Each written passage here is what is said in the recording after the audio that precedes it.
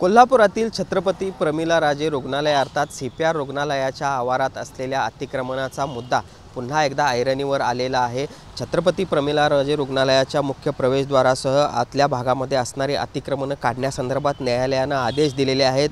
वैद्यकीय शिक्षण मंत्री हसन मुश्रीफ यांनी देखील ही अतिक्रमण काढण्याच्या सूचना आहेत त्या दिलेल्या होत्या।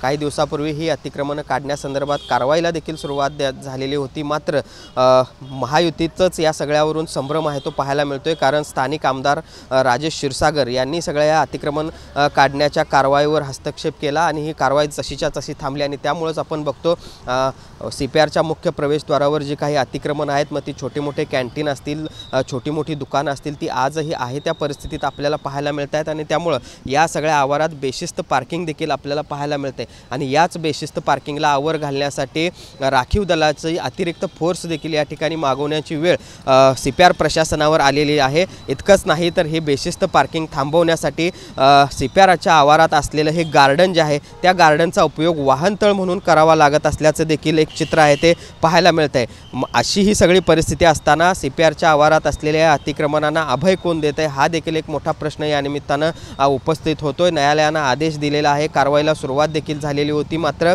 अचानकपणे ही कारवाई का थांबवण्यात आली? कारण या सगळ्या प्रवेशद्वारावरच असलेल्या अतिक्रमणामुळे रुग्णवाहिका येण्यामध्ये काही अडचणी या ठिकाणी मोठ्या प्रमाणावर येतात। त्याचबरोबर रुग्णांचे नातेवाईक जे आहेत त्यांना देखील आत येताना मोठ्या अडचणींना सामोरं जावं लागतंय। मग असं असताना या सीपीआर रुग्णालयातील अतिक्रमणांना नेमकं अभय कोण देत आहे हा एक मोठा प्रश्न कोल्हापूरकरांना पडलेला आहे आणि त्यामुळे कोणतीही दुर्घटना होण्याआधी किंवा अतिक्रमणांमुळे एखादी सुविधा न मिळण्यापूर्वी ही सगळी अतिक्रमणं काढली जावीत अशी एक माफक अपेक्षा कोल्हापूरकर व्यक्त करतायत। व्हिडिओ जर्नलिस्ट सुनील काटकर सह भूषण पाटील, TV9 मराठी, कोल्हापूर।